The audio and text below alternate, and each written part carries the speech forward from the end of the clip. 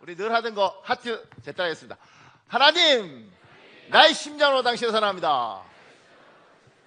자, 옆에 보시고요. 아이 컨택하고요. 예수의 심장으로 당신 축복합니다.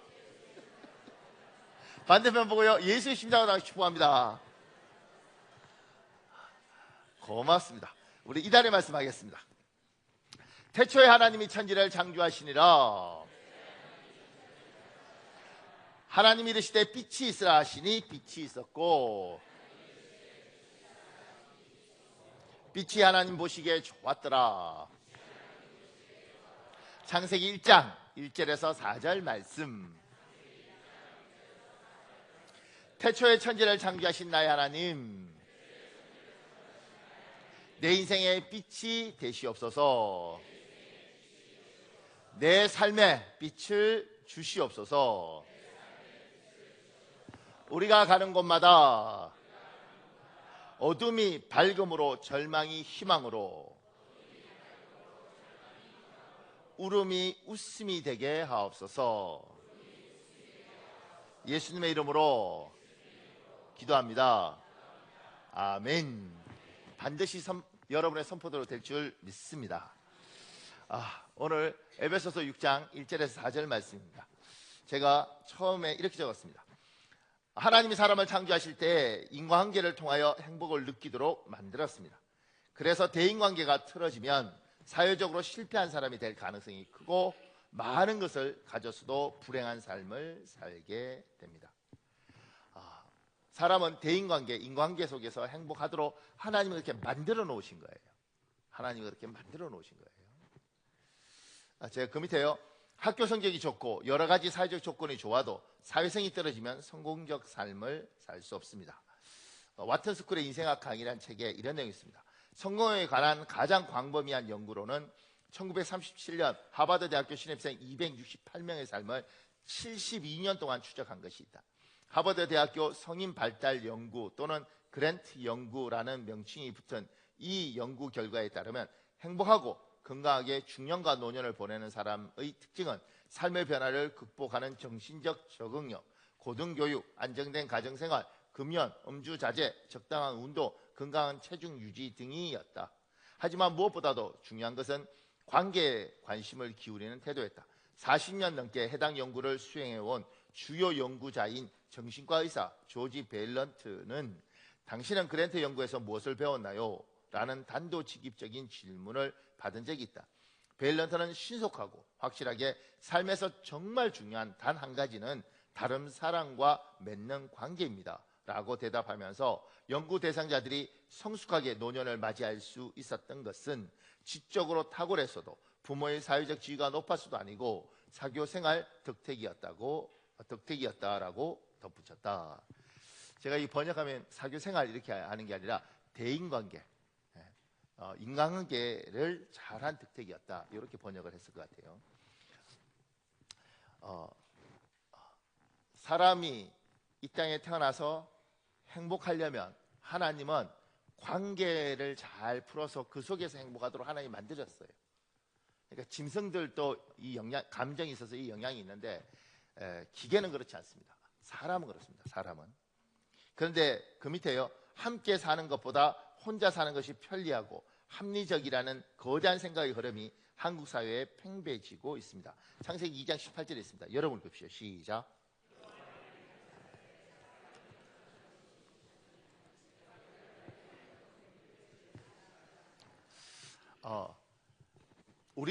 우리는 성경을 따라 삽니다. 그죠? 그러니까 기독교인들은 이 땅에 똑같이 살아도 성경을 가치관으로 삽니다. 그러니까 성경의 가치관이 논리적이고 합리적이고 뭐 그래서 따라서 사는 게 아니고 하나님이 이렇게 말하는 거예요. 좀 불편하더라도 이렇게 살아라. 그럼 내가 축복해 줄게. 내가 지켜줄게. 염려하지 마라.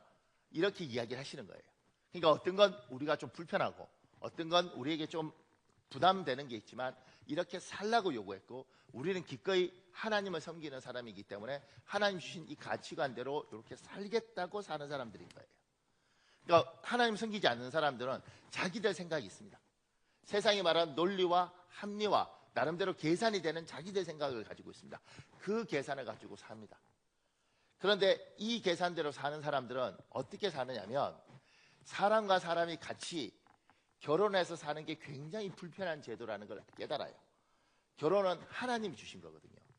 그런데 사람들은 이게 불편하다는 걸 알아요. 그래서 결혼하지 않고 동거합니다. 한국은 점점 동거가 많아지고 있잖아요. 그죠? 그런데 유럽이나 미국은 정말 많습니다. 동거. 동거는 아무 문제가 안 됩니다. 그래서 이제 영어로 쓸 때도 디보스 이러면 이혼이지만 세퍼레이트 하면 그냥 갈라 쓰는 거예요. 갈라 쓰는 거. 동거하다가 갈라 쓰는 거예요. 그리고 그게 이제 한국에 들어올 겁니다. 들어와 있죠, 지금. 그리고 점점 보편화돼서 이상하게 생각하지 않을 겁니다. 이혼이 아니고 그냥 같이 살다가 그냥 이렇게 헤어지는 거예요. 그리고 또 좋은 사람 있으면 또 이렇게 사귀고 그러다가 같이 살다가 또 헤어지는 거예요.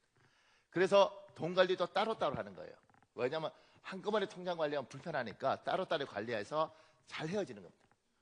그리고 헤어지기 전에 둘이 결혼이 아니죠. 같이 살 때도 아파트 월세는 네가 내고 차 값은 내가 내고 그 다음에 밥은 네가 하고 이렇게 해서 헤어질 때 아주 깔끔하게 이렇게 잘 헤어질 수 있도록 미리 준비하고 이렇게 해요.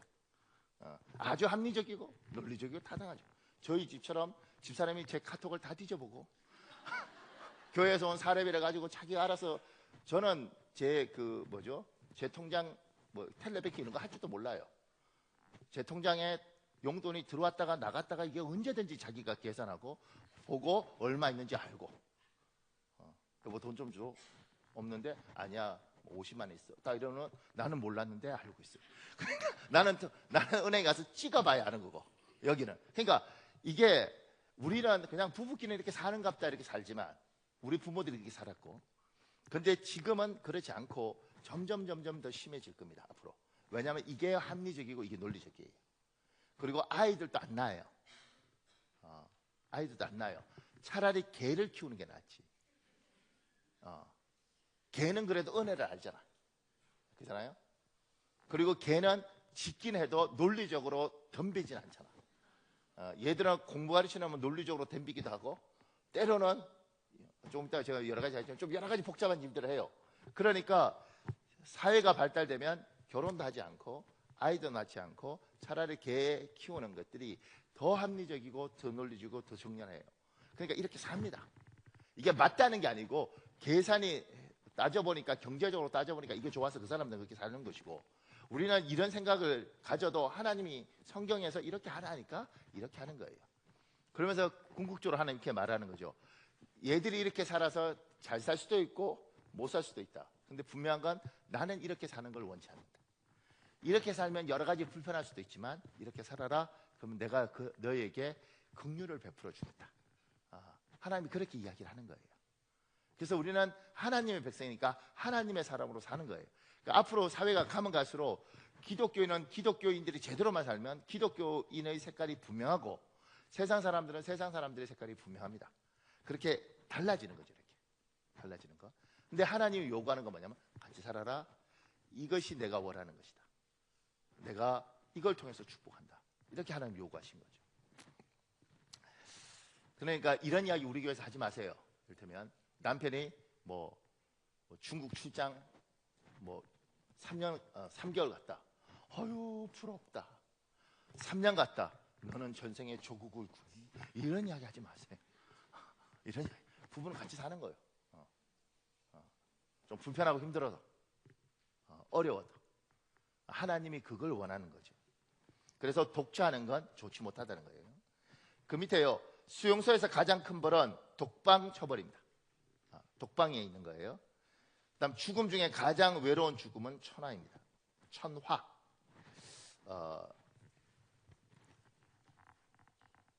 이제 교도소에서 벌 중에 가장 심한 벌은 그냥 독방에 혼자 가다 놓고 30일이면 30일 동안 놔두는 거예요.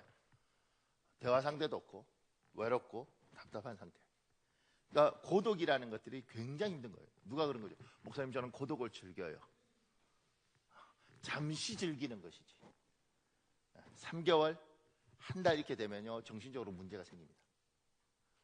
여러분이 잘 모르는 것 중에 선교사들 중에 정신적으로 이상한 사람들 많습니다. 에이 목사님 선교사인데요. 이상한 사람 많습니다. 근데 그 사람들하고 같이 살다 왔잖아요. 이상한 사람도 많습니다. 그 사람들이 잘못된 게 아니고 그 사람들이 하나님을 사랑해서 선교지에 가요.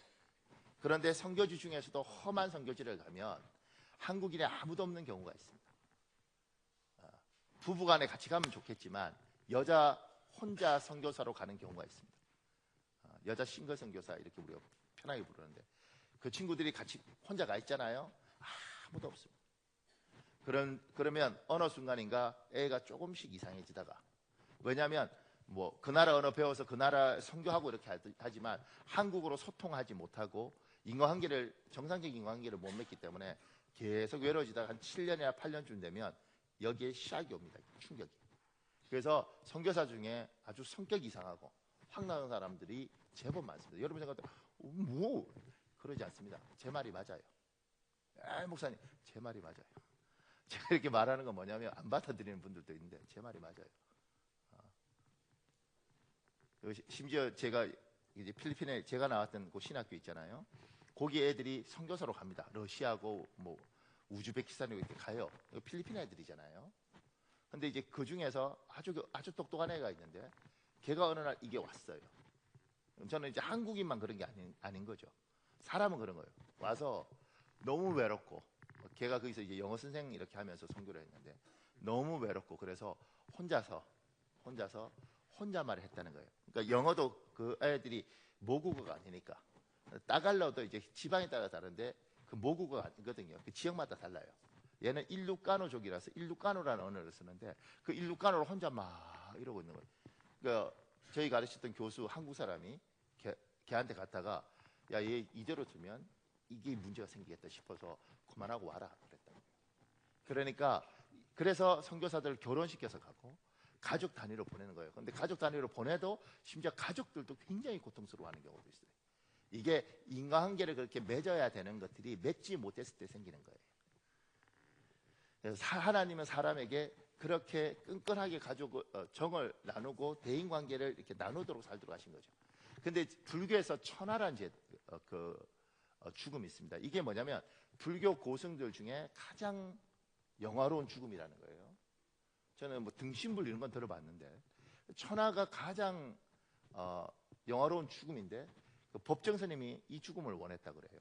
그게 뭐냐면 나이가 들어서 죽을 때쯤 되면 산으로 걸어간다는 거죠. 걸어갈 수 있을 만큼 걸어가는 거예요. 지치면 땅에 누워서 낙엽을 다 붓는 거예요. 그래서 문학적으로 이렇게 표현해요. 그래서 흙으로 왔던 것이 흙으로 돌아간다 이래요. 그냥 들을 때는 멋있잖아요.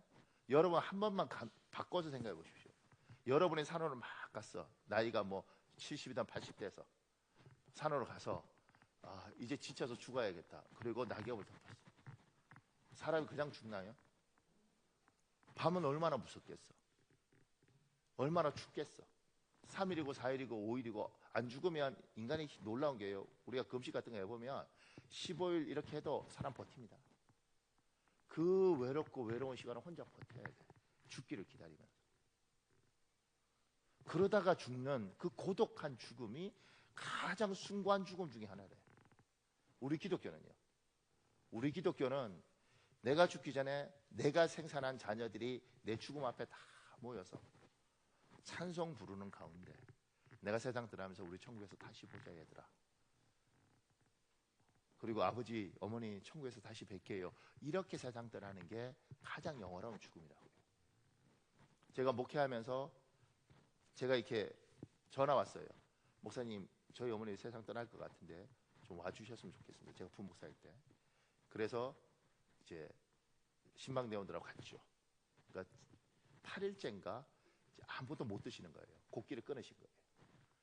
80 넘으셨는데 그때 우리가 이제 둘러서서 찬송을, 딸 하나밖에 없었거든요. 그분이. 그래서 그 딸이 어머니 모시고 있었는데 찬송을 이렇게 하는 가운데 제가 이제 처음 본 거죠.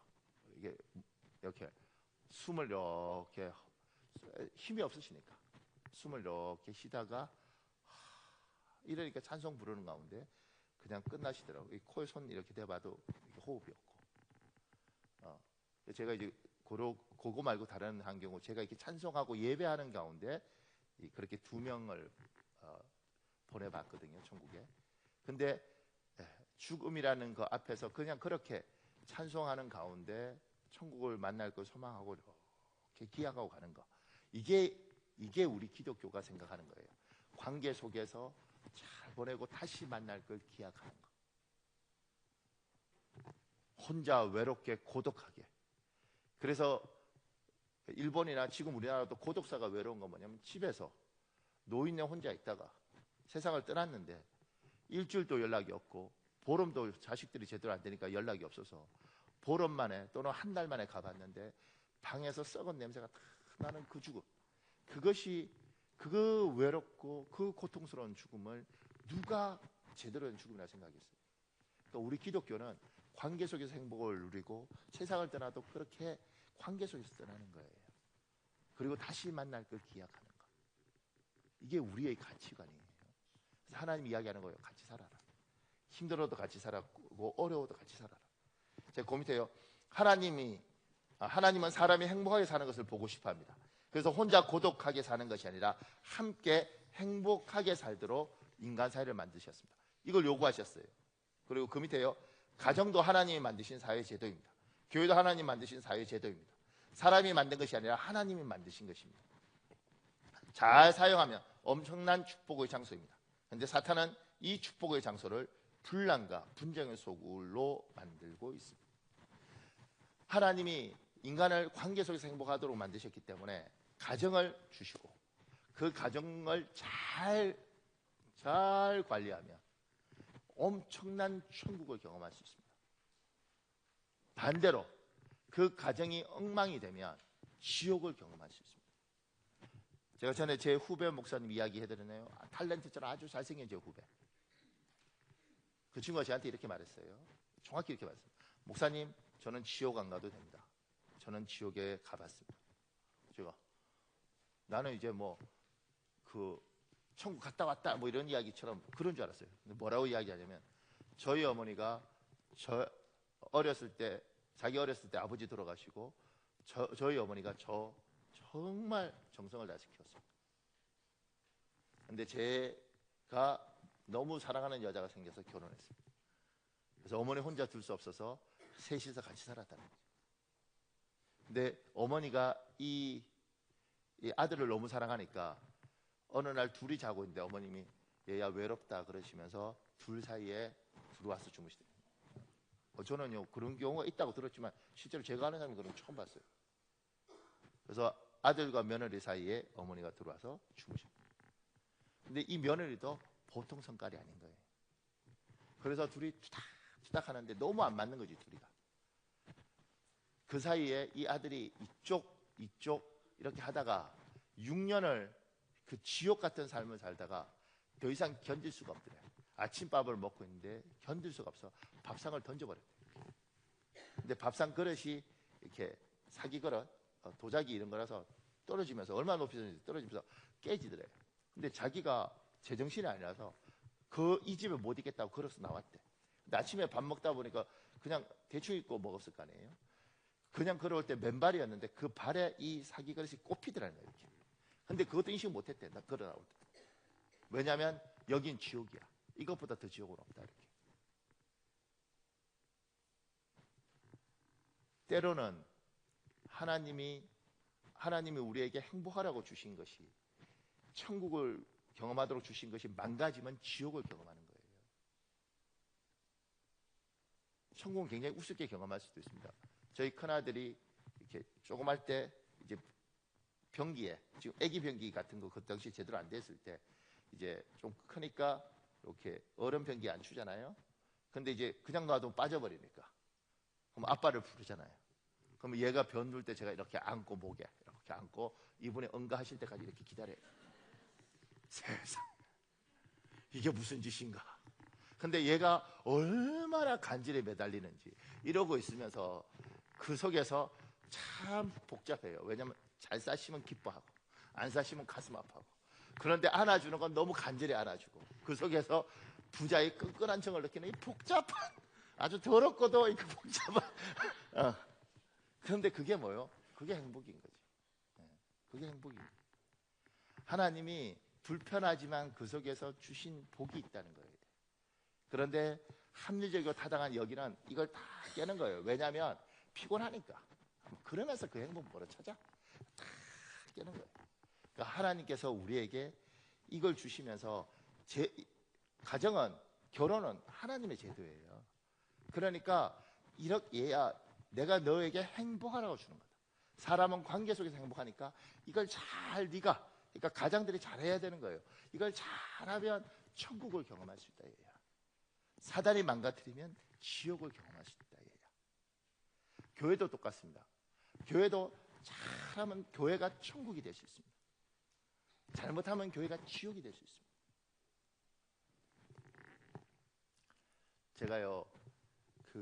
제가 결혼식 할 때 20년 넘게 19년 울산에 살다가 서울로 학교 와서 그 다음에 뭐 이렇게 직장생활 좀 하면서 안산의 교회를 선택하고 안산에서 서울로 출퇴근하는데 대학원도 다니고 뭐 돈도 벌고, 그러니까 친구 결혼식이 뭐 한 번도 가본 적이 없어요.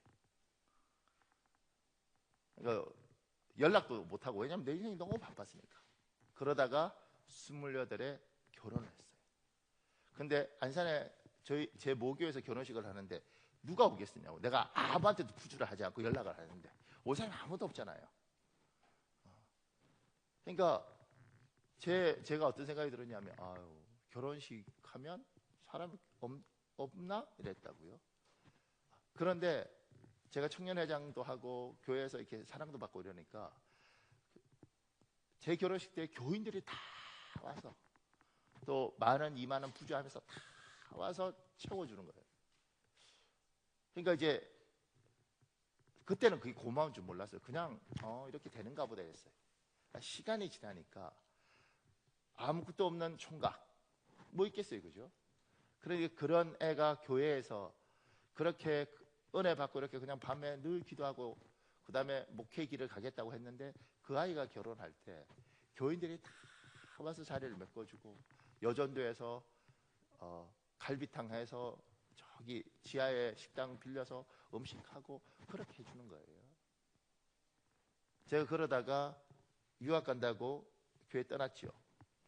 떠나서 그 해 말고 그 다음에 필리핀 가서 석사를 하나 할 때 그 해 말고 그 다음에 1월 2일에 아버님 돌아가셨어요. 그러니까 뭐 평소 때 인간관계를 잘 못하고 관리를 못한 거죠. 사람을 연락할 능력도 없고 뭐 너무 인생이 너무 피곤하고, 그러니까 이제 잘 못했어요. 그런데 아버님이 돌아가셨어요. 그것도 교회하고도 떠나서 벌써 1년이잖아요. 그리고 이제 우리는 목회를 어떻게 목사들 훈련을 받느냐면 그 교회를 떠나면 그 교회 성도들하고 우리가 연락하지 않은 거, 성도가 연락 오는 거 끊을 수 없으니까 이게 이제 우리가 훈련 받는 거예요. 왜 훈련을 그렇게 받느냐면 그래야지 새로운 사역자가 계속해서 성도들이 어쨌든 이 사역자한테 정 붙이고 그 다음에 이 사역자도 여기에서 쉽게 적응할 수 있도록 성도를 위해서 우리가 연락을 하는 거거든요. 이게 이제 제가 나중에 해보니까 그게 성도들한테 상처가 될 수도 있겠더라고. 그런데 이제 어쨌든 이 성도를 위해서는 우리는 그렇게 훈련을 받아왔기 때문에 떠나서 빛나교회 제 모교회에도 연락 한 번도 안 해주죠. 제가 전화한 적 없거든요. 먼저 전화한 적 없습니다. 이거 연락 오면 뭐 그리워서 연락을 하는 건 어떡하겠어요. 근데 없거든요. 그런데 아버님 돌아가셨는데 이 교회에서 어떻게 알게 된 거죠. 그리고 저희가 연락한 게 아니거든요. 알게 됐고, 그리고 제가 이제 필리핀에서 연락받고 하여튼 이렇게 해서 그 다음 날 입관하는 날 12시에 한국에 도착했어요. 그리고 이제 결혼식에 갔는데 아버님, 원래 우리가 포항 사람이라서 울산에서 아버님 자동차를 다녀서 그렇지 나중에 정년퇴직하고 다 포항으로 왔어요. 정리하고 여기서 집 사고 뭐 땅 사고 이렇게 해서 포항에 계셨어요. 근데 거기에 어머님 친척도 다 있고 아버님 친척도 다 있는 거예요. 근데 아무도 안 믿어. 아무도 안 믿는데 아버님 돌아가시고 나니까 뭐 정퇴직하고 또 여기 떠나와서 오니까 생각보다 올 사람도 별로 없잖아요. 그리고 친척들은 다 왔어요. 워낙 친척이 많으니까. 친척들이 다 와서 보는 거예요. 어떻게 되나. 근데 제가 이제 필리핀에서 왔잖아요.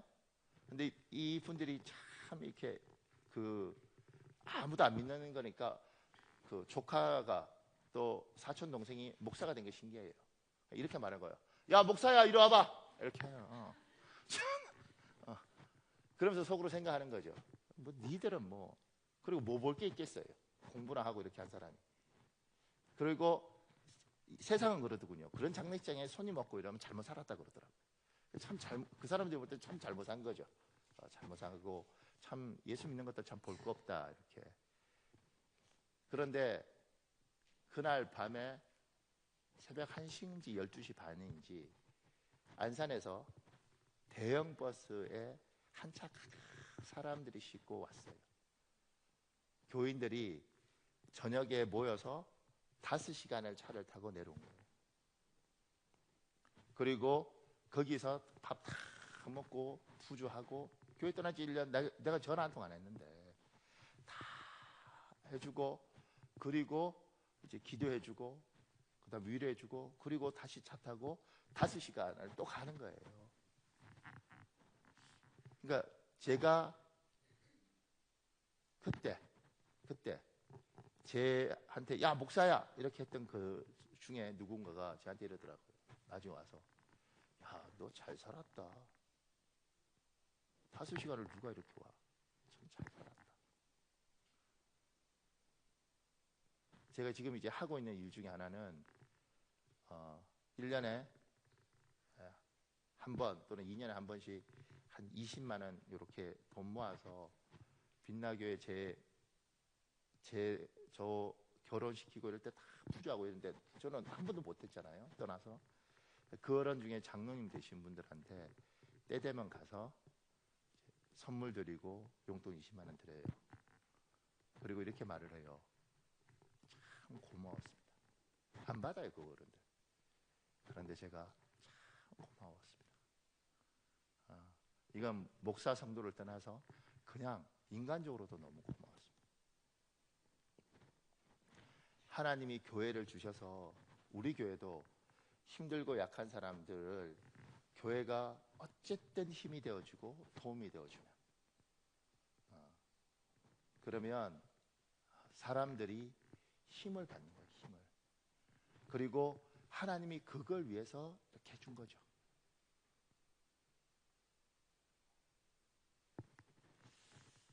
사랑하는 여러분, 하나님의 교회가 이렇게 하나님 왜 이 불편한 교회를 만드셨는가? 사람과 사람과를 관계를 맺고 야 이걸 잘하면 너희가 이 땅에서 정말 힘이 있고 용기가 있고 내가 어려운 가운데 그러길 바란다. 근데 사단이 여기를 엉망으로 만들어 놓은 거예요. 대한민국 지금 교회들 중에 분쟁 없는 교회가 얼마 없어요. 각 교회마다 다투고 싸우고 욕하고 무슨 정의가 그렇게 많은지 뭐가 그렇게 교회 일이 복잡한 건지 그거 갖고 다 싸우고 다투고 이래서 교회가 만신창이가 돼 있어요. 저는 그렇게 생각하는 거죠. 속았다 사단한테. 복음하고 전혀 상관없는 일을 가지고 그냥 웃으면서 넘어갈 수 있는 일을 가지고 다치고 정의가 어떻고 뭐가 어떻고 그렇게 하면서 인간관계를 다 깨놓은 이 불행한 한국 지금 상황이 있는 거예요. 그러니까 사랑하는 여러분, 하나님이 여러분과 저를 이렇게 모아두신 것은 얘야 이 속에서 행복하라. 그러니 이 행복을 가정이든 교회든 인간관계 속에서 누리는 그 행복을 누리는 복이 있기 예수님 이름으로 축복합니다. 고맙습니다. 제가 그 밑에요. 하나님은 하나님이 만드신 사회제도인 가정이 복된 곳이 되길 위하여 에베소서 6장 1절에서 4절을 명령하고 계십니다. 이것은 부탁이 아니라 명령입니다. 꼭 해야 되는 겁니다. 하나님이 이제 요구하시는 거죠. 우리에게. 그러니까 1절에 뭐라고 이야기하냐면 자녀들아 이러면서 자녀들이 해야 할 일을 이야기합니다. 작은 1번에요. 하라. 성경의 축복에는 두 종류의 축복이 있습니다. 조건적인 축복과 무조건적인 축복이 있습니다. 조건적인 축복은 우리가 무엇을 하면 하나님이 무엇으로 축복하겠다는 것입니다. 다른 말로 우리가 무엇을 이행하지 않으면 하나님도 우리를 축복하지 않는 것입니다. 굉장히 간단합니다. 여러분과 저의 구원은 우리 힘으로 할 수 없어서 하나님이 선택했어요. 넌 내 백성. 이건 하나님의 무조건적인 축복이에요. 근데 이 땅에서 나머지는 조건이 붙습니다. 네가 이렇게 하면 복을 받고 네가 이렇게 하지 않으면 복을 못 받는다. 이게 열려져 있는 거예요. 선생님이 이렇게 말하죠. 이번에 이 단원에서 꼭 시험에 나온다. 이 단원 꼭 공부해야 된다. 이렇게 설명해도 안 보는 안 봅니다. 이미 가르쳤어요. 여기가 중요하고 여기서 나올 거라고. 근데 안 합니다. 여러분과 저는 압니다. 규칙적으로 밥을 먹고 그다음 식사를 규칙적으로 하고 많은 양이 아니고 적당한 양을 하고 꾸준히 운동을 하면 건강하다고 아는 겁니다. 우리 모두는 압니다. 안 하죠. 운동이 귀찮고 규칙적으로 소량을 왜 먹어? 제대로 먹어야지. 그러니까 우리가 몰라서 안 하는 게 아니고 다 아는데도 안 합니다. 그래서 망가지는 거예요. 그러니까 이런 거 있죠. 저한테 와서 이를테면 목사님 몸이 많이 아픈데 기도해 주세요. 이렇게. 근데 제가 보면 망가질만 해. 기도해도 소용없어. 왜냐하면 여전히 드시고 여전히 운동 안 하시고. 참고로 저도 이렇게 하면서 괴롭습니다. 여러분은 뭐라 그러니까 나도 괴롭습니다. 그러면서 제가 그 밑에요. 기독교인 중에 무책임한 사람이 있습니다. 하나님의 뜻대로라는 미명하에 사람은 아무 노력도 하지 않는 사람입니다. 게으름뱅이입니다. 기독교는 부실한 종교입니다. 잠언 21장 25절에 있습니다. 여러분 읽으십시오. 시작. 그 밑에 잠언 6장 6절도 있습니다. 여러분 읽으십시오. 시작. 아멘. 누가 그래요? 들의 백합화도 입히시고 그 다음에 하나님께서 참새들도 새들도 먹이신 하나님. 근데 하나님 설마 우리 굶기겠어? 게으르면 굶어 죽을 수 있습니다. 예수를 믿어도 굶어 죽을 수 있습니다. 왜냐하면 하나님이 이렇게 말씀하신 거예요. 게으른 자여 개미에게 가서 봐봐. 너 개미보다 못하니? 가서 돈 벌어. 내가 돈 벌 길 열어줄게. 돈 벌 길이 없는데 못 벌면 문제가 있지만 열어줄게. 돈 벌어. 제가 우리 교인들 중에서 이제 지금은 그런 생각하는 사람들이 없는 것 같아요. 옛날에 이런 사람들이 있는 거예요. 이럴 때면 열심히 기도해요. 기도 제목이 뭐냐면 하나님 돈 주세요. 돈 주세요. 아주 좋은 기도 제목입니다. 나쁜 거 아니에요. 돈 주세요. 근데 어느 날 저한테 와요. 목사님, 이게 돈 벌 길이 있고 그다음에 기도할 길이 있는데 뭘 선택하죠? 이렇게. 그럼 제가 이렇게 말했죠. 돈 벌러 가. 갑자기 이분이 이렇게 정색하고 이렇게 말합니다. 목사님, 그래도 기도에 하나님이 계신데 기도해야죠. 순간 내가 집사가 되고 이분이 목사가 되는 거예요. 나는 돈 벌러 가. 목사님 기도해. 그래서 기도하잖아요. 나중에 다시 와요. 목사님, 왜 우리가 경제적으로 어렵나요? 돈 벌러 가라니까. 목사님 기도해야죠. 돈 벌러 가면 믿음 지키기가 어렵습니다. 그런데 내가 나가서 일하지 않는 이상 돈이 들어오지 않습니다. 목사님 기도하니까 하나님이 이렇게. 그건 특별한 경우. 예외의 경우가 있죠. 예외 없는 법칙이 없어서 예외 있지만 법칙이 있습니다. 법칙은 대부분 통용됩니다. 하나님 요구하시는 거예요. 여러분들 중에 돈을 필요하면 돈 달라고 기도하면 돈 벌러 가십시오. 근데 길이 안 열리면 못 가는 거예요. 하나님은 길을 열으십니다. 그리고 이렇게 말하면 목사님 너무너무 자존심 상해서 못 다니겠어요. 자존심 안 상하고 돈 버는 방법 있으면 가르쳐봐. 제가 오늘 설교 준비하면서 꼭 왜 이 이야기를 꼭 해야 되는지 잘 모르겠더라고요. 그런데도 불구하고 하나님이 하길 원한다는 믿음을 가지고 제가 합니다. 기독교는 법칙이 있어요. 무조건적인 축복이 아니라 조건적인 축복이라니까요. 천국은 무조건적으로 가지만 이 땅에서는 하나님, 목사님 돈이 필요해요. 돈 벌러 가. 자존심 상해서 때려쳤어요. 아니, 자존심 상해도 해야지. 남의 돈 버는 게 그렇게 쉽나? 목사님, 그렇게 어렵게 인생 살아야 됩니까? 그게 인생이지. 하나님이 이 땅을 그렇게 하셨습니다. 그러니까 여러분들 중에 하나님 알아서 해주겠지. 그러면 안 됩니다. 하나님이 돕고 싶어요. 그런데 가르쳐 주셨어요. 조금 전에 건강을 유지하는 것처럼. 하나님, 내가 가족을 부양해야 되는데 하나님, 난 능력이 없습니다. 돈 벌 길을 주십시오. 길 여시죠. 갔는데 생각보다 돈이 적어요. 처음부터 많이 받을 수 있나? 적더라도 받아야죠. 경력을 쌓아야죠. 그리고 더 좋은 데 달라고 기도해야죠. 그러면서 자리를 잡아가는 겁니다. 그러니까 게으르면 예수 믿어도 굶어 죽을 수 있다. 제가 이렇게 말하는 목사는 대한민국에 전 세계에 나 하나밖에 없을 것 같아요. 다들 이러시요. 여러분 염려하지 마십시오. 하나님 먹여주십니다. 들의 백합화도. 하늘에서도 제가 이러죠. 예수 믿어도 굶어 죽을 수 있습니다. 그리고 하나님이 열어주시는 길이 언제나 막 탄탄하고 염려 없어. 그게 아니라 자존심 상하고 정말 힘들 수 있습니다. 그럼에도 불구하고 그 길을 가십시오. 그리고 기도하십시오. 하나님, 더 좋은 길을 주십시오. 여러분이 기도하시면 하나님 반드시 응답하실 줄 믿습니다. 조금 더요. 작은 2번에요. 하나님이 축복을 약속한 계명은 내 아버지와 어머니를 공경하라입니다. 왜 하나님은 우리에게 조건까지 걸면서 부모를 공경하라고 하실까요? 하나님이 조건적으로 축복하는데 조건을 걸었어요. 부모를 공경해라. 그러면 어떻게 되냐면 네가 땅에서 잘 되고 그리고 장수할 것이다 이렇게 이야기해요. 왜 조건을 걸었냐고. 그 밑에요. 부모 공경은 자연스러운 것이 아니기 때문입니다. 속담에 내리사랑은 있어도 치사랑은 없다. 한 부모는 10자식을 거느려도 10자식은 한 부모를 못 모신다. 내리사랑이 인간의 본성입니다. 우리는 부모를 공경하는 것이 당연하다고 생각합니다. 그죠? 그런데 당연한데 잘 안 돼요. 그건 뭐냐면 우리 본성하고 맞지 않기 때문에 그렇습니다. 과식은 하지 말래도 합니다. 왜냐하면 우리 본성에 맞기 때문에 그렇습니다. 맞는 말이기 때문에 당연히 해야 된다고 생각하더라도 내 본성은 그렇지 않습니다. 그러니 내리사랑은 본성이에요. 근데 치사랑은 본성이 아니라고. 그러니까 하나님 조건을 거는 거예요. 얘야, 너희 본성대로는 안 되겠지만 해라.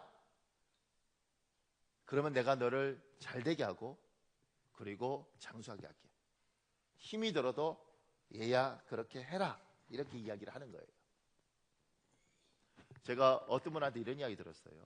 삼성 다니는데 아들이 성과급으로 3천만 원을 받았대요. 부모가 정말 열심히 키웠는데. 그래서 엄마가 이렇게 말했대. 아들, 엄마 회 먹고 싶어. 회 사줘. 아들이 이렇게 말했답니다. 내가 왜?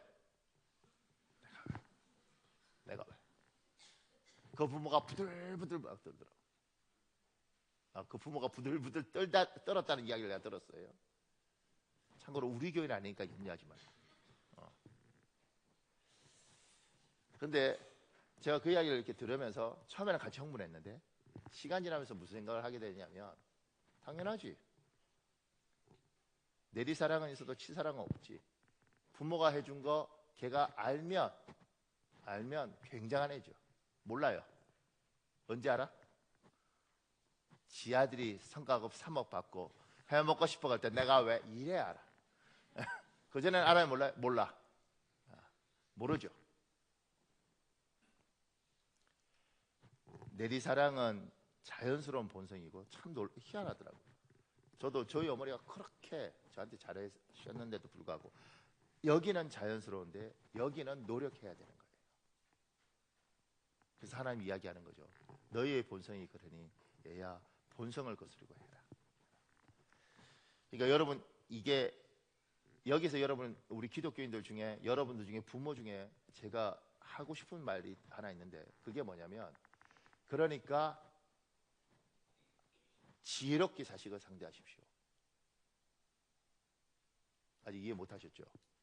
그러니까 돈 함부로 주지 말고 아파트 명의 이전해 주지 말고 목사님 제가 죽으면 세금이 얼마인데 얘가 내겠지 아파트 주는데.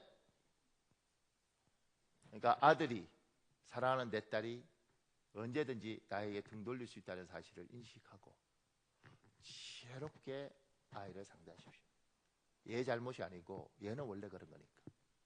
여러분이 잘 관리하지 않으면 조금 전에 엄마 해 먹고 싶어. 내가 왜? 이 배반감이 드는 겁니다. 얘는 그래 원래. 그러니까 내가 잘 상대해야 돼. 그리고 얘가 그걸 깨달았을 때는 난 천국 가 있을 거야. 우리 아들이 복이 있어서 우리 딸이 복이 있어서 잘 깨달으면 좋겠지만 이 아이들도 나도 그랬듯이 한계가 많이 있어서 자기 자식을 사랑하고 이기적이고 때로는 나를 팔아서 얘들이 살 수도 있어. 그런데 이게 인간이니까 내가 지혜롭게 얘를 상대해야 돼. 그러니까 어른들 지혜롭게 상대하십시오. 지혜롭게. 그 밑에요. 하나님이 원하시는 인간 사회는 자식이 부모를 공경하는 사회입니다. 그런데 사람의 보성은 그렇지 못합니다. 그래서 하나님은 우리에게 약속을 하셨습니다. 잘 될 것이다. 그리고 장수할 것이다. 제가 밑에 하나 더 적었습니다. 현대 사회는 길을 잃었습니다. 기독교가 방향을 잡지 못하는 한국 사회의 등대가 될 수 있습니다. 화목한 기독교 가정을 보면서 어떻게 살아야 할지 길을 잃은 누군가는 삶의 기준을 잡을 것입니다. 사람에게는 자기 의지가 있어서, 자기 결정권이 있어서 하나님이 있어도 나 안 섬길래요 이럴 수 있습니다. 하나님이 계시면 무조건 섬겨야지, 그러지 않습니다. 하나님 있어도 나 그 하나님 안 섬겨요 이렇게 말할 수 있습니다. 그러니 그들은 어떻게 하나님을 섬기냐면 하나님이 매력적일 때 섬깁니다. 저 하나님 정말 매력이 있어, 섬기고 싶어. 이렇게 되었을 때 하나님을 섬깁니다. 존재한다고 섬기는 게 아니에요. 그러면 그들은 매력적인 하나님을 어떻게 섬길 수 있냐면 한국 사회가 길을 잃었다고 했잖아요. 지금은 뭐가 옳은지도 모르는 사회가 되었습니다. 너무 혼란스럽고 너무 복잡하고. 그런데 그 사회 속에서 우리 기독교인들이, 특히 우리가 가정들이, 또 우리의 인과관계들이 지금 오늘 에베소서처럼 자녀들이 부모를 잘 공경하고, 또 나중에 얘기하지만 부모들이 지혜로워서 일처리를 잘해서 기독교인 가정들은 참 예뻐. 세상 사람들은 합리적이고 지혜로운지 모르겠지만 정말 복잡하고 이기적인데 여기는 참 예뻐. 저거 왜 예쁘지? 저들이 섬기는 하나님이 저들에게 저렇게 살라 그러고 그렇게 복을 주셔야 저들이 저렇게 산대. 그러면 나도 기독교인이 되면 저렇게 살겠다. 나도 하나님을 섬기면 저렇게 살겠다. 그러면 저 하나님 섬기겠습니다. 제가 예수를 믿을 때는요, 하나님 있으면 믿어야 되는 줄 알았어요. 없어서 안 믿었지, 있으면 믿어야 되는 줄 알았어요. 그런데 지금 아이들은 하나님 있어도 안 믿을 수 있습니다. 그게 정상적입니다. 그 아이들에게 하나님의 매력적으로 보여야 되는데 그 매력적인 것이, 저는 이렇게 믿는 거예요. 참 예수 믿는 사람들 가정은 참 예뻐. 그렇게 되었을 때 저기는 좀 다른 것 같아. 우리 집도 저랬으면 좋겠어. 그랬을 때 우리가 믿는 하나님을 저들이 믿습니다. 그러니까 여러분에게 복음을 해서 엄청난 일들을 하지 말고요, 가장들은 자기 집을 잘 다스리십시오. 그리고 그 집에서 참 행복하다는 이야기, 고맙다는 이야기가 나오도록 하십시오. 그게 하나님을 위하는 일입니다. 근데 그거 참 어려워요. 저 이렇게 고기 구워서, 대패 삼겹살 이렇게 구워서 우리 둘째 주면서 이렇게 묻죠. 맛있니? 예. 행복하니? 네. 그때 이러고 싶어요. 행복하니? 네. 야, 행복한 얼굴 표정이 그게 뭐야? 이러고 싶어. 행복하니? 네. 맛있니? 네. 너는 우리 집에 태어난 게 좋다고 생각하니? 네. 막 이러고 싶어. 그럼에도 불구하고 참아 못하죠. 쉽지 않습니다. 자, 그 밑에요. 부모님에 대한 가장 큰 공경은 예수 그리스도를 만나게 하는 것입니다. 예수 그리스도를 만나게 하시는 겁니다. 제가 읽으면 시간이 문제가 될 것 같아요. 그래서 여러분을 믿고 꼭 읽어보십시오.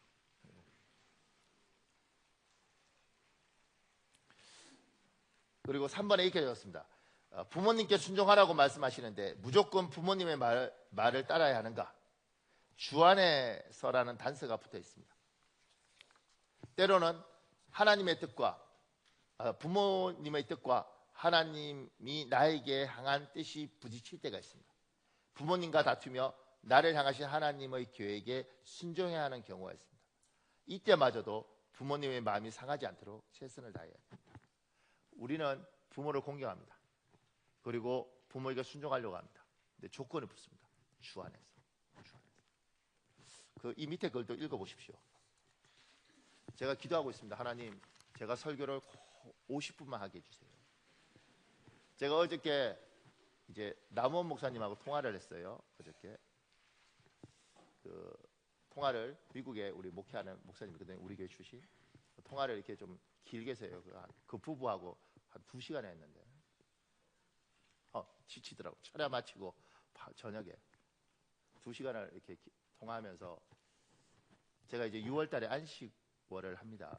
이제 지금 이제 일정은 쿠바에 가서 이제 신학교하고 목회자들 세미나를 하고요. 그리고 이제 남원 목사님 교회에 가서 이제 좀 도와줘야 될 것 같아서, 그래서 이제 그럼 부흥회를 할까 뭐 이렇게 했는데 뭐라고 그러냐면, 목사님 저는 너무너무 좋은데 목사님 오면 이야기도 좀 하고 싶고 그냥 가서 이야기하자. 그리고 그 교회 뭐 내가 도움이 돼야 되지 않겠냐. 근데 그러는 거예요. 목사님, 우리 교회는 부흥회를 이번에 하려고 그러다가 못했는데 목사님 너무너무 좋은데 목사님, 근데 우리는 부흥회의 원칙이 지금까지 있답니다. 그래서 원칙이 뭐냐? 부흥회는 1시간 만에 끝내야 된다. 근데 더 웃긴 건 뭐라고 이야기하자면, 설교는 25분 안에 끝내야 된다. 그러니까 이제 근데 이제 문제는 뭐냐면, 이게 거기는 미국인, 그러니까 화이트 백인들도 있고요. 그 다음에 이제 한국인들도 있는 거예요. 그러면 이제 그 통역기가 없어서 부흥회를 하려면 우리말로도 하고 영어로도 해야 된다. 내가 뭐 영어로 얼마나 될 수 있을지 모르겠지만 뭐 다 많이 까먹었지만 해보면 할 수 있을 것 같은데, 그러면 25분 중에 우리말하고 영어하고 우리말하고 영어 하면 13분. 제가 야 못하겠다 야. 야 그래도 하나님의 말씀을 그래도 최소한 1시간은 좀 들어야 되지 않을까? 제가 그랬어요. 영화관에 가서도 1시간 반 보고, 이번에 어벤져스 엔드게임이 나왔는데 그거 2시간 반인가 되는데 열심히 아무도 듣도 그랬지 않아. 근데 설교는 아니 25분 설교에서 변화될 영혼이면 천사지. 근데 더 웃긴 건 제가 그래서 목사님 어떻게 하고 있어요? 그러니까 조금씩 목사님 노력하고 있습니다. 근데 거기를 왜 25분 말고 더 하면 안 된다냐? 이러니까 교인들이 이런데 25분만 해도 은혜를 줄 수 있어야 진짜 은혜다.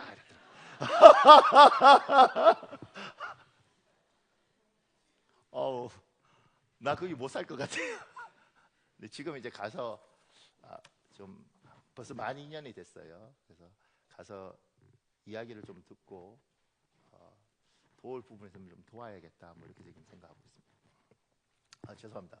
조금 더요. 자, 이번에 4절 아비들아. 그러니까 자녀들만 하나님 요구하시는 게 아비들도 해야 될 일이 있습니다. 아비들도 해야 될 일이 있습니다. 그게 뭐냐면, 오직 주의 교훈과 훈계로 양육하라. 많은 기독교인들이 자녀를 신앙적으로 양육하기 위하여 노력하고 있습니다. 그래서 자녀가 나이가 어릴 때는 물리적으로 부딪혀 가면서까지 신앙을 강요하게 됩니다. 그러니까 때려가면서까지 교회를 데려온다는 거예요. 어떤 분은 지게작대기에 맞아가면서 교회를 다녔다는 거예요. 아버지가 그렇게 강요하는 거예요. 근데 이제 문제는 뭐냐면, 그래라도 주고 싶죠. 왜냐하면 너무 소중한 거니까. 우리가 믿는 이 예수를 전해주고 싶으니까. 근데 여기는 노엽게 하지 말라고 이야기를 해요. 그래서 제 밑에요. 부모와의 신뢰관계가 잘 정립되지 않은 상태에서 믿음을 강요하면 자녀들을 노엽게 하는 것입니다. 게리 체프만이 쓴 글 중에 이런 내용이 있습니다. 모든 아이의 내면에는 사랑으로 채워지길 기다리는 정서 탱크가 있다. 아이가 진정으로 사랑받고 있다고 느낄 때 그 아이는 정상적으로 성장하지만, 그 사랑 탱크가 비었을 때 그 아이는 그릇된 행동을 하게 된다. 수많은 아이들의 탈선은 빈 사랑 탱크가 채워지기를 갈망하는 데서 비롯된다. 아동기와 사춘기의 전문가인 정신과 의사 로스 캠벨 박사의 이 비유를 처음 들은 순간부터 좋아하게 되었는데, 그것은 나도 전적으로 동감하기 때문이다. 우리 아이들에게 정서 탱크가 있다는 것입니다. 이 정서 탱크 안에 사랑이 있어야 되는데 가득 차 있어야 돼. 이게 비어 있다는 거예요. 이게 비어 있으면 뭐든지 받아들일 수가 없습니다. 그러니까 우리가 신앙을 아이들한테 줄 때 이 아이가 부모의 사랑을 충분히 받고 우리 엄마가 우리 아버지가 나를 너무 사랑한다는 걸 인정하는 상태에서 얘야 예수를 믿었으면 좋겠다. 하나님을 알았으면 좋겠다. 그렇게 믿음을 줘야지 되는데 그러지 않으면 부모가 날 사랑한다는 느낌이 별로 없는데 자꾸 강요하고 야단치고 그래서 미국에서 18살까지 이렇게 교회 다니다가 다 안 다니는 이유는 뭐냐면 끌려다니기 때문에 다니지만 나중엔 안 다니게 되는 거예요. 스스로는. 그러니까 여러분이 우리의 자녀들을 노엽게 하면서 신앙을 주면 안 되는 거죠. 그러기 위해서는 충분히 사랑받도록 해야 되는 겁니다. 그 밑에요. 이 말씀의 기초는 자녀를 깊이 사랑하는 마음입니다. 그래서 이렇게 번역해 보아도 좋을 것 같습니다. 자녀를 깊이 사랑하는 마음이 내 자녀에게 인정을 받는 가운데 오직 주의 교훈과 훈계로 양육하라. 김요셉이라는 사람이 쓴 것 중에 이런 내용이 있습니다. 빌리 그레엄 목사님의 한국 전도 집회가 열렸을 때다. 나도 어머니와 동생들과 함께 집회 현장에 있었다. 집회가 열리는 여의도 광장은 110만 명이 넘는 사람들로 발 디딜 틈이 없었다. 빌리 그레엄 목사님과 함께 단위에 서서 통역을 하시는 아버지, 그 당찬 모습은 나를 흥분시키기에 충분했다. 집회 마지막 날 더 많은 사람들이 모인 것 같았다. 설교를 마친 빌리 그레엄 목사님이 박 대통령이 특별히 보내준 헬기를 타고 공항으로 떠나갈 때 그 수많은 인파가 손수건과 순서지를 꺼내 들고 일제히 손을 흔들어 환송할 때 얼마나 가슴 벅찼던가. 엘리야가 병거를 타고 하늘로 들림받던 모습이 저렇지 않았을까. 나도 한참 손을 흔들고 있는데 어느 결에 아버지가 내 곁에 다가오셔서 속삭이셨다. 요셉아, 너 나랑 같이 가자. 어머니가 동생들을 데리고 있는데 아버지는 내 손을 잡아 끌었다. 아버지는 나를 덥석 안다시피 해서 차에 태우셨다. 며칠 동안 그레이엄 목사님의 발이 되었던 박 대통령의 캄한 리무진은 이제 제 사명을 다하고 다시 청와대로 되돌아가야 할 때였다. 12대의 사이카의 보호를 받으며 리무진이 달렸다. 빡빡머리 중학생 2학년생에게는 너무 황홀한 경험이었다. 아버지는 차 안에서 무슨 생각을 하셨던 것일까? 아버지가 빌리 그레엄 목사님의 설교를 통역했던 기독교 역사적으로 기억될 만한 그 순간이 나를 성장시키지 않았다. 신문 기사들과 인터뷰를 해도 시간이 부족하던 그때, 훌륭한 목사님들이 아버지를 만나려고 줄 서서 기다리고 있는 그때, 아버지가 나를 리무진에 데리고 타던 바로 그 순간이, 아버지가 기억해 주셨던 순간이 나를 성장시켰다. 아버지는 내게 말로는 설명이 되지 않는 귀중한 영적 가치를 주셨다. 그 가치가 가정주심의 중앙기도 초등학교를 세우는 바탕이 되었다. 이게 74년인가요? 빌리 그레엄 집회가 한국에 있을 때 110만 명이 모였어요. 그리고 그때 여기 수원 중앙침례교회 김장한 목사님이 통역을 했어요. 굉장히 뛰어난 영어 실력을 가졌잖아요. 통역을 하고 그때 이제 아들이었던 이 김요셉이 아버지를 봤던 거죠. 아, 아버지 대단하시구나, 엄청나시구나. 근데 이게 변화시킨 게 아니라는 거예요.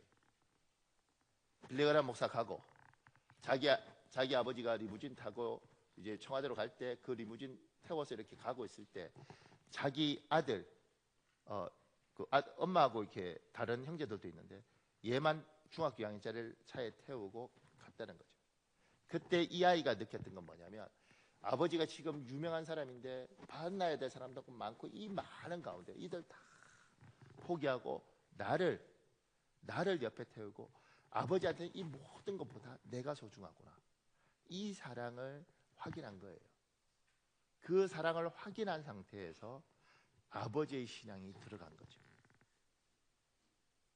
여러분이 하나님을 사랑하면서 자식들한테 믿음을 주려는 거 좋죠. 지게 짝대기 가르치면서 너 주일날 빠지면 죽어 이 자식아, 이렇게 하는 게 좋아요. 그런데 아이가 생각할 때는 눌리고 억압되고 이렇게 생각하는 거예요. 이 사람이 정말 나를 사랑하는가? 내 아버지가 맞는데 정말 내가 그 사랑을 충분히 느끼도록 하는가?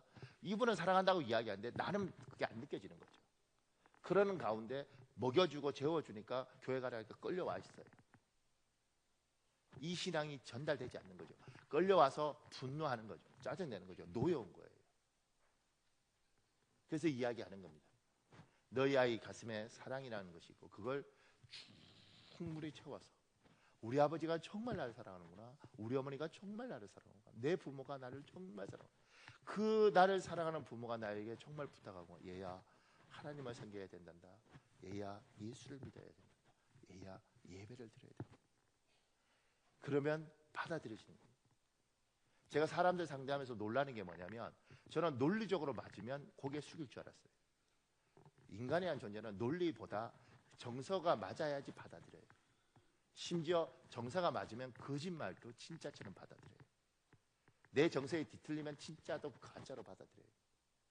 내 아이에게 충분히 사랑을, 그리고 이 아이가 우리 아버지가 우리 어머니가 나를 너무 사랑하는데, 그런데 그분이 이렇게 말하는 거예요. 얘야 하나님 믿었으면 좋겠다, 나는 네가 예수님을 섬겼으면 좋겠다. 제가 이 설교 준비하면서 이런 마음이 들더라고요. 누군가는 이 이야기를 듣고, 하나님 내가 그러고 싶은데 나도 받은 사랑이 없습니다. 나도 아버지한테 받은 사랑이 없고 나도 어떻게 사랑받는 줄 모릅니다. 하나님 내가 어떻게 주겠습니까? 내가 줄 수 있는 방법이 없는데, 받은 적이 없는데 어떻게 주겠습니까? 그런데 하나님 아버지가 그러시는 것 같아요. 저는 이렇게 생각합니다. 하나님께서 내가 아버지 아니냐, 얘야 나에게 내가 널 충분히 사랑해 줄 테니까 내 사랑을 받아라. 그리고 그 사랑을 너희 아이에게 전해줘. 여러분과 제가 하나님 앞에 충분히 사랑받으면 하나님의 그 사랑을 주시는 겁니다. 하나님의 사랑을 잘못 받으면, 하나님 날 사랑했는데 잘못 받으면 이렇게 되는 거예요. 너 하나님 안 섬겨 이 자식아? 섬겨야 돼. 하나님한테 잘못 끊으면 죽어. 이렇게 가요. 하나님이 무섭고 억압하고 공포하는 거예요. 제가 뭐라고 그러지 않잖아요. 목사님마다 스타일이 좀 다르지만 저는 야단치지 않습니다. 우리 부목사들한테 다 거의 야단 쳐본 적이 없습니다. 뭐 그분 목사님들은 어떻게 생각할지 모르지만 제가 대놓고 야 이렇게 해본 적도 없습니다. 별 희한한 일들이 생겨도. 근데 왜 그러냐면 하나님이 저를 사랑하는 방법이 다르셨어요. 아마 하나님이 저한테 막 이랬으면 저는 꺾여버렸을 겁니다. 그러니 하나님이 저를 사랑하는 방법이 달라서 기다려주시고 참아주시고, 그래서 어떨 땐 그 생각이 들더라고요. 하나님 참 속상하시겠다. 제가 이 설교 준비하면서 여러분한테 안 한 말 중에 이거예요. 부모란 직업은 참 더럽고 치사한 직업이다. 특히 부모가 성공적인 부모가 되려면 정말 더럽고 치사하다. 그래야지 부모가 성공합니다.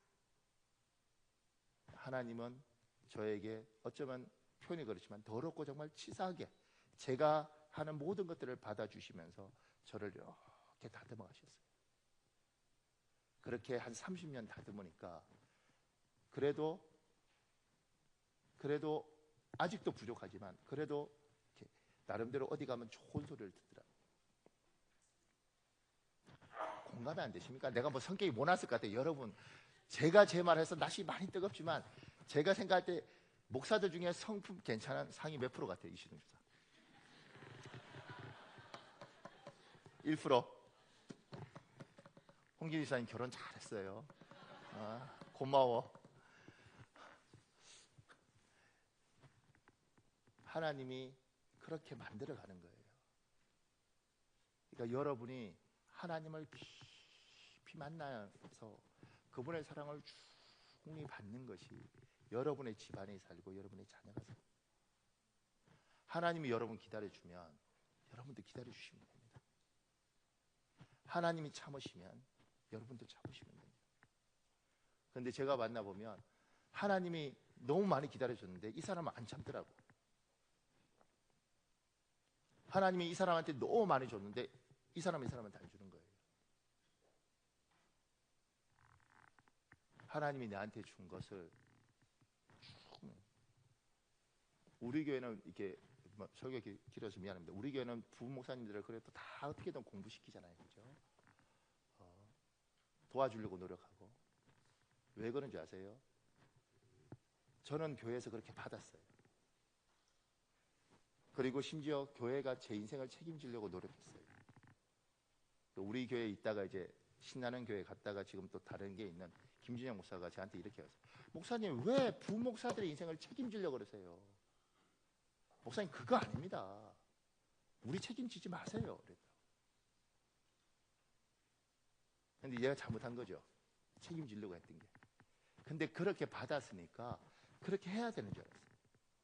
근데 우리 목사님들 중에 이제 서울에 이제 월요일마다 학교 가잖아요. 갔는데 전라도 광주에서 올라오는 목사님이 있대요. 부목사님인데. 이 부목사님이 그랬대요. 목사님, 제가 광주에서 월요일마다 이렇게 올라오고 그러는데 저 장학금이라도 좀 주시면 안 됩니까? 그러니까 그 목사님이 이러더래요. 야, 공부하러 올라가는 것만 해도 고마운 줄 알아, 씨. 이렇게 하시는 거예요. 근데 그분 왜 그렇게? 그분이 나빴어요? 아니요. 못 받아봤어요. 자기는 한 번도 받아본 적이 없어서 그걸 줄 줄을 모르는 거예요. 제가 부모들 중에 참 많은 사람들이 사랑을 받아본 적이 별로 없어요. 그래서 자식한테 주는 법을 몰라.